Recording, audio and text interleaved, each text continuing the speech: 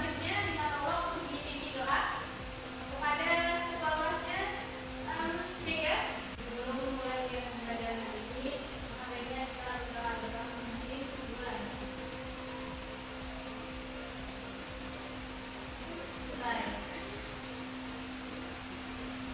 Terima kasih. Untuk selanjutnya untuk presentasi dulu. Siapa yang tidak hadir? Bu Ibu. Sakit ya Bu? Sakit. Ada yang sudah minum? Belum Bu.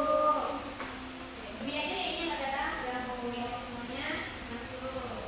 Yang kedua, jadi ini aja yang mau masuk. Kalau begitu kita doakan supaya yang sakit bisa segera sembuh, supaya mengikuti pembelajaran seperti biasanya ya. Untuk kalian kita tolong jaga kesehatannya ya. Kalian ini minum air putih, makannya jangan telat. Terus nih yang cuaca yang kadang hujan, kadang panas, jadi jaga dirinya ya. Semuanya sudah siap belajar? Siap Bu. Siap. Masih lemes? Masih lemes nih? Biar semangat dalam belajar. Kita istirahat dulu ya. Kita masih ingat SBD yang dulu pernah Ibu kasih tahu yang semangat dindang dong? Ingat. Oke. Jadi kita langsung aja ya. Tepuk semangat. Ding ding ding. Dong dong dong. Dong dong dong. Ding ding ding. Dang dang dang. Dong dong dong. Oke, mulai dulu kali ini. Oke, setelah SBD tadi semuanya udah relax? Sudah Bu. Oke, udah semangat belajar ya? Siap. Oke, bangga kalian semua hari ini sudah semangat untuk belajar. Oke, kita masuk ke pembelajaran kita pada hari ini. Nah, sebelum kita masuk pembelajaran kita hari ini, Ibu mau ingatin sedikit materi kemarin. Materi kemarin kita tentang apa? Satu kalimat yang mana untuk menciptakan kita itu ada yang baik, ada yang buruk. Dan maka dari itu kita harus bisa menyesuaikan mana yang baik dan mana yang buruk. Nah, karena tadi sudah Allah menciptakan ada yang baik dan yang buruk, dan karena kita sudah membahas kemarin apa-apa yang harus kita lakukan dengan kebaikan-kebaikan itu, nah sekarang kita masuk kepada akhlak yang buruknya, yaitu penyakit-penyakit sosial dalam Islam. Nah,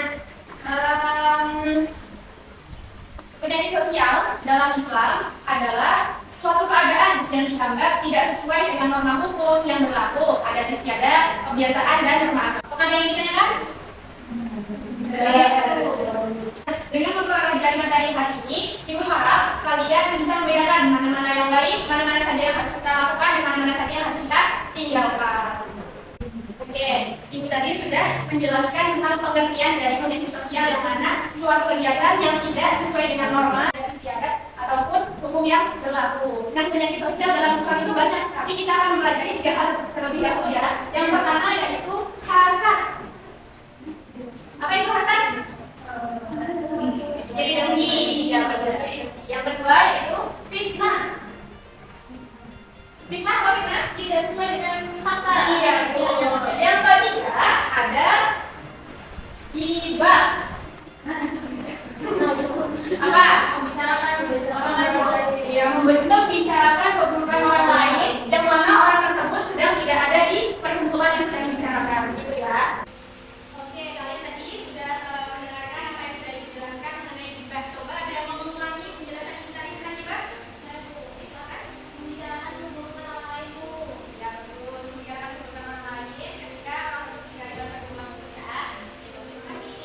Nah, kalian tadi kan sudah tahu apa itu yang disebut ghibah. Nah, sekarang Ibu mau tanya, contoh dari ghibah itu apa? Siapa mau menyebutkan? Gunjing Bu. Oke, itu gunjing apa maksudnya?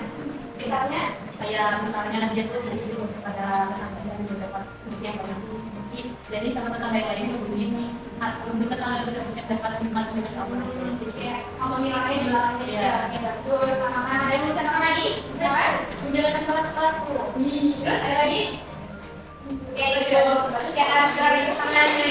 Nah, tadi ada lomba-lomba contoh, misalkan guru nih ada yang digibahin sama siswanya juga. Kalau kan misalkan gurunya nggak ada di ruangan kelas, nanti ada. Kalau udah keluar tuh bosnya ibu tuh kayak gini gitu ya. Nah, oke, terus.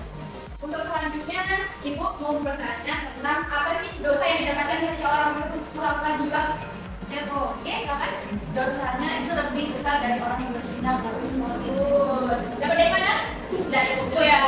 Sudah dijelaskan ya, ada sedikit. Berarti Bumi sudah membaca bukunya ya. Terus setelah itu ada lagi yang mau menjawab apa? Dosa yang didapatkan ketika menggibah? Oke. Karena menggibah itu adalah perbuatan menjelek-jelekan orang lain, Bu. Jadi dosa yang didapatkan orang yang menggibah juga akan mendapatkan azab, yaitu ketika di akhirat itu dimakan dagingnya dan dicakar-cakar untuk bukunya. Oke, bagus banget jawabannya. Tadi kita sudah mengetahui apa saja dosa-dosa dari orang yang melakukan gibah. Dan sekarang Ibu mau tanya nih, kalau kalian tahu nggak sih apa dampak sosial dan dampak psikologis dari gibah terhadap individu dan kelompok? Ada itu, oke, silakan. Jadi dampaknya yaitu yang pertama kecondongan hubungan. Itu adalah urusan kepercayaan antar individu, penyebaran konten yang menciptakan ketegangan dalam hubungan sosial. Yang kedua, kebersihan dan kemusuhan. Informasi yang disebarkan melalui gibah dapat menimbulkan kebersihan dan kemusuhan di antar kelompok, memperburuk dinamika sosial. Yang ketiga yaitu stigma sosial. Individu yang menjadi objek gibah mungkin mengalami stigma yang dapat mengisolasi mereka dari komunitas Bu. Oke, itu tadi dampak sosialnya. Lalu dampak psikologisnya ada yang bisa menganalisis? Oke, silakan Muhammad. Yang pertama itu ada stres dan disebutnya masa individu yang menjadi korban gibah sering merasa tertekan, cemas atau bahkan depresi akibat penilaian dari orang lain. Yang kedua, retensi gibah dapat merusak diri individu, membuat mereka merasa tidak berharga atau kurang diterima. Oke, jadi perilaku bergibah itu bukan hanya berdampak untuk kita pribadi ketika nanti di akhirat dipertimbangkan, tapi berdampak juga pada sosialnya dan psikologis orang yang kita gibahi ya. Tadi tidak percaya diri, terus tidak bisa memecah belah silaturahmi. Baik, anak-anak semuanya, sekarang Ibu ingin menjelaskan lebih detailnya tentang gibah yang mana gibah itu tadi kan membicarakan aib dan keburukan orang lain yang tidak hadir dalam pembicaraan. Seperti contohnya tadi sudah dijelaskan gibah atau menggunjing tetangga yang ketika arisan gitu. Terus tuh menjelek-jelekan teman sekelasnya, juga ada yang gibah bukunya. Nah, untuk memperjelas pemahaman kalian di sini, Ibu akan menayangkan sebuah video yang berkaitan dengan gibah. Kita simak videonya ya.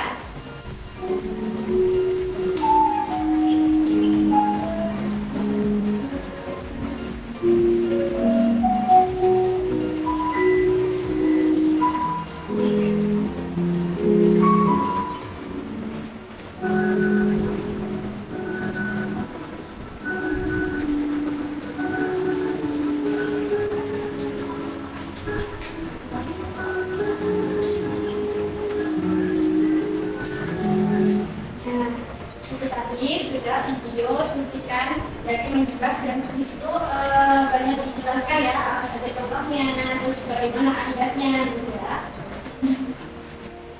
Nah, karena sudah menonton video, selanjutnya Ibu akan memberikan tugas. Tadi ada kelompok ya. Jadi kelompoknya dibagi dua, kelompok satu, kelompok dua. Disimak dulu tugasnya untuk kelompok satu.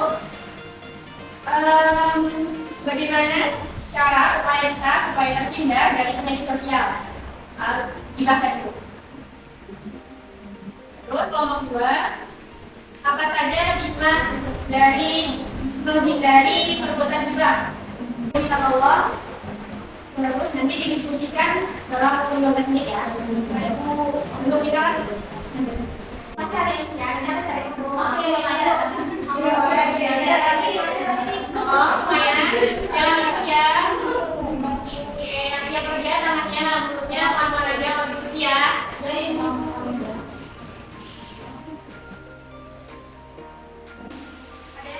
tentang tugasnya?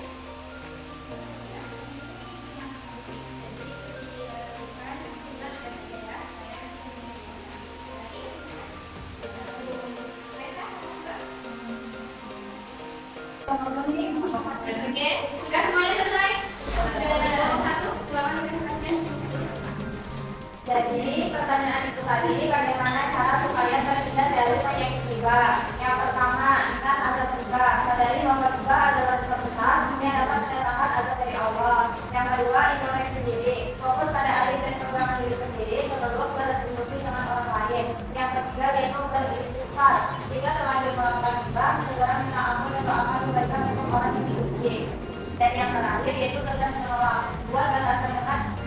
pembicaraan negatif dan dua topik menjadikan terapi positif. Oke, untuk sekarang jawaban dari kelompok 1 di sekolah.